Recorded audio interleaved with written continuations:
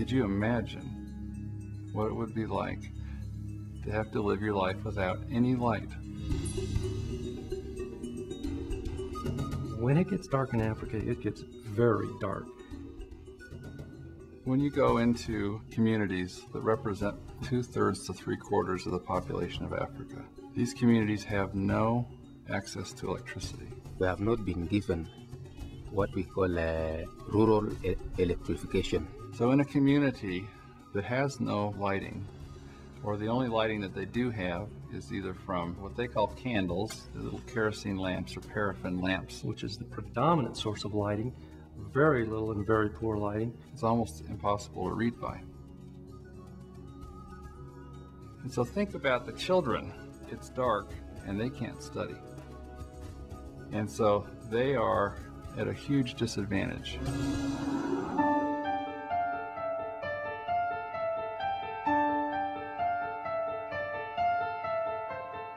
In Kenya, the normal way people cook is with wood. Where's all this wood coming from? The forests are being chopped down. People by the tens of thousands are going out every day with machetes and hacking down trees. And deforestation is happening, so that people are having to go farther and farther and farther to get wood. The burden of the woman is extremely heavy. These women were suffering. A woman gets up very early in the morning, probably by this time, to arrive back from the forest. It's a long journey. A distance of about 5 to 7 kilometers away. They go there, they chop.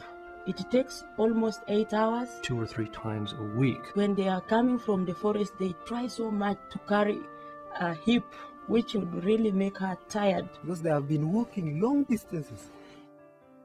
Reaching home, you are supposed to cook. Here, men don't cook. They just wait for you to cook.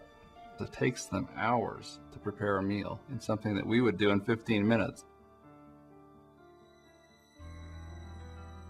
The smoke in the houses, they're living and breathing this smoke.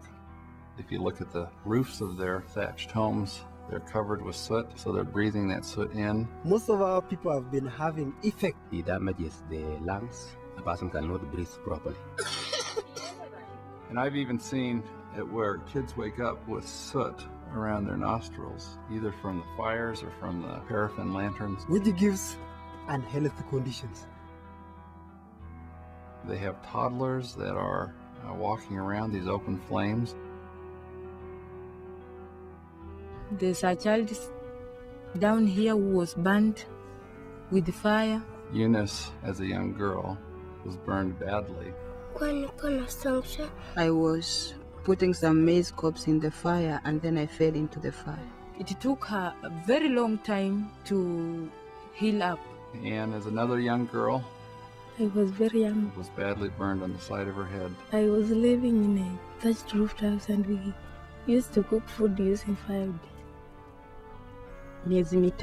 The house we used to live in, there was just a curtain. So it is the firewood that caught the curtain, so eventually the whole house burned down. It has been just difficult for her with the peer group because they laugh at her that she's ugly, she has a deformed hand. So we are very much afraid with the firewood.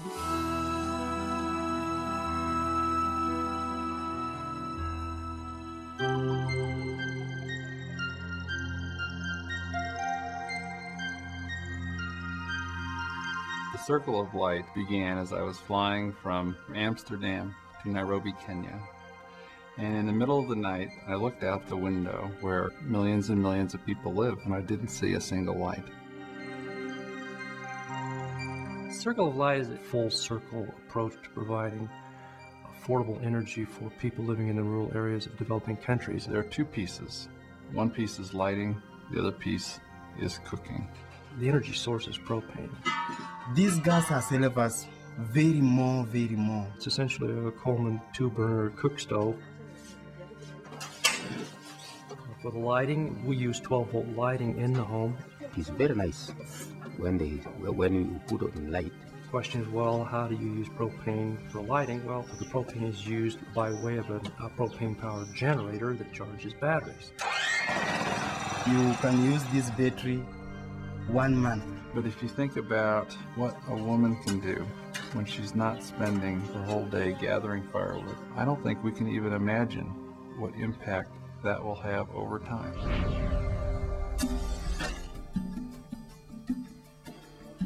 Nimefaulu kupata hii kitu kwa sababu I received a cooking kit and lighting kit, and it has really helped me. Hiyo itakuwa nzuri kwa sababu sasa the cooking stove will save me a lot of time where I go to fetch firewood from a forest, which would take me from morning to around 4.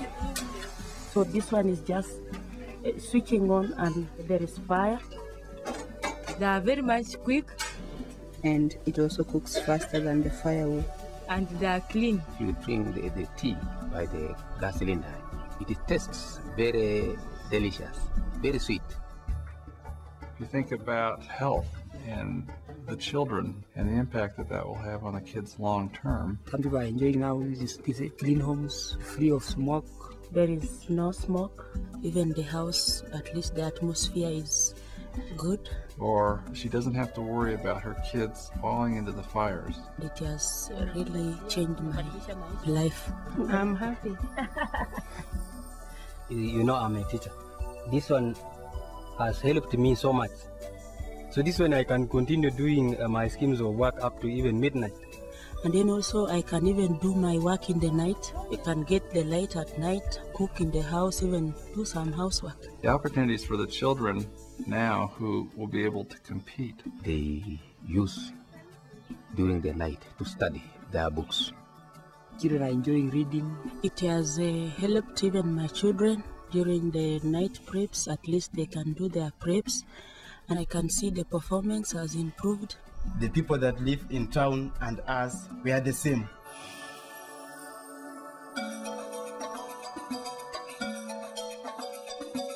When we move into a community, we have what we call a launch. Quite a big ceremony. It is an enormous event. Tents and balloons and speakers and guests. The number of people is amazing. And it's a gigantic day of celebration.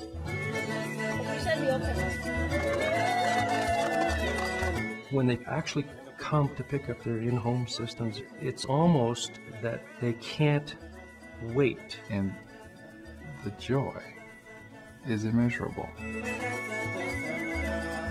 And so when it's all passed out and people begin to head home, you see women carrying batteries on their heads. You see them strapping propane tanks to the back of their bicycles. They're heading home, getting ready for that first night when they can cook in their homes with modern energy and lighting their homes for the first time ever. You can't walk past the needs of people and ignore it. A large part of discipleship is actually meeting people's needs. The people make an instinctive connection to God. Now, because of this project, it will also serve as an encouragement to the non-believers. When we bring the light, people think they are going to get light, that they are going to have the light in their houses. But the light we mean is the light of Jesus. We shall share with them about the kingdom of heaven. And most of the people are now changing from the traditional way of life, the Christian way of life. The first day after we handed out the lighting and cooking kits in Matumbe, that was on a Saturday. And then on a Sunday, I got a shock when the chief called me, Nathan, can you believe what has happened today? He said today 30 people gave their lives to Christ. Because they said, we now know he cares. One of the things that we do when we come into a community is to set up a communication center. The centerpiece of that communication center is a TV VCR. We are in remote areas. At the first, people are not seeing videos. When there was a video TV, we just put on and then people come and see. And if you have a TV VCR, you can bring in the best teachers in the world. And the first teacher we bring in is Jesus. At the launch in Kiminini, one of the special things of that day was to go into the communication center when all the activities happening outside and seeing the group of people watching Jesus speaking their own language, and they watched for 2 hours and didn't move.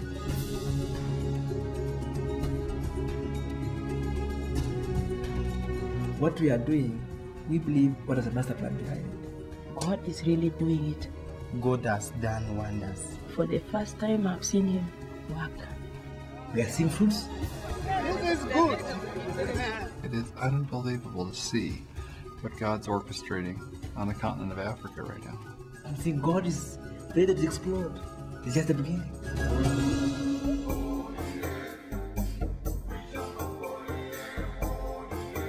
We could be in not just tens, not just hundreds, we could be in thousands of rural communities. I'm getting calls from Uganda government. I'm getting calls from Rwanda. And everybody's saying we have never seen such a thing in the world. They can't believe it.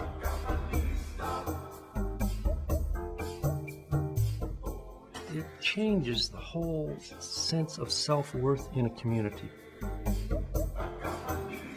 What we're really doing is coming around the full circle of socioeconomic issues to try to lift up an entire community. New ideas are coming that they never knew they had ideas. It is uplifting them. I would say to the man who brought the cooking stoves to Kenya that he has lifted our standards. We have long-term benefits which may accrue. They are seeing a new hope. That nothing again could stop them from seeing it. It's just a God's miracle through you, the people of the United States of America. I am so grateful to be part of it. So grateful. It is something good. Yeah, it is very nice. And I'm calling everybody that our other brothers why darkness may see light. We have been uplifted. We have been pulled from dark to the light now.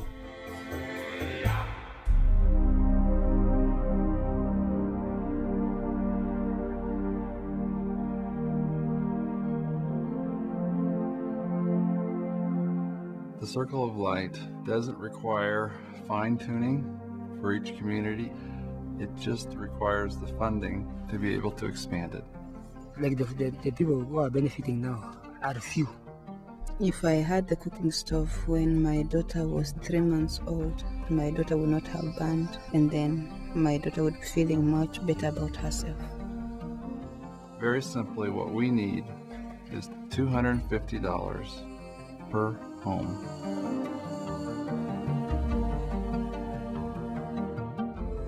$250 per home changes a household forever.